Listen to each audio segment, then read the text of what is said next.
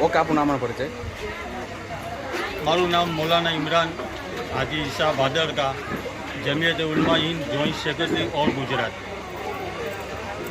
આજે કરાચી મુકામ ઉપર અમારે માટે બહુ ખુશીનો પ્રોગ્રામ કે જે પ્રોગ્રામનું આયોજન કરવામાં આવ્યું છે એ મદીનાતુલ મુનવ્વરા અને મક્કા શરીફનો સફર, જેને અમે હજ કહીએ છીએ.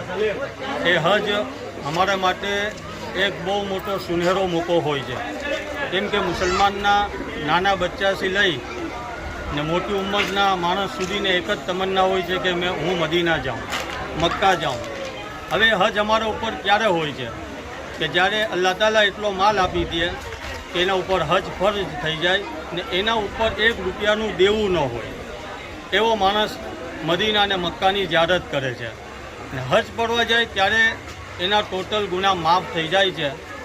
ને મદીનાતુલ મુનવ્વરામાં જ્યારે હાજરી આપે ને અમારા પ્યારા પૈગંબર મોહમ્મદ સલ્લલ્લાહુ અલૈહિ વસલ્લમની મુબારક જાલીની ઝિયારત કરે ને સલામ પેશ કરે તો એના ઉપર અમારા પૈગંબર સાહેબની સિફારિશ વાજિબ થઈ જાય છે. એ અમારા મુસલમાનનો બધાનો અકીદો છે.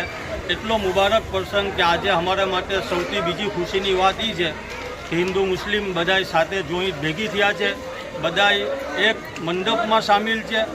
નફરત પરસ્ત તાકાત ને નફરતના બીજ ઉગવા માટે આજે આ સુનેરો મોકો અમારા માટે ગંગા જમના તહજીબ છે. ને ફક્રની વાત છે કે આ ધરતીને કોઈ નફરતના બીજ ઉગાવવાવાળા કોઈ દિવસ હિન્દુ મુસ્લિમને જુદા નહીં કરી શકે. આ એક હિન્દુસ્તાનની શાન છે, આ હિન્દુસ્તાનનું ગર્વ છે અમારે માટે કે જ્યારે આવો ખુશીનો પ્રોગ્રામ હોય ને પ્રસંગ હોય ત્યારે એ જ મારા હિન્દુ ભાઈ ને એ જ મુસલમાન એક મંડપ ઉપર જોઈએ તો આ ગંગા જમના તહજીબ ને મોહબ્બત કોઈ દિવસ કોઈ તાકાત ખતમ નહીં કરી શકે.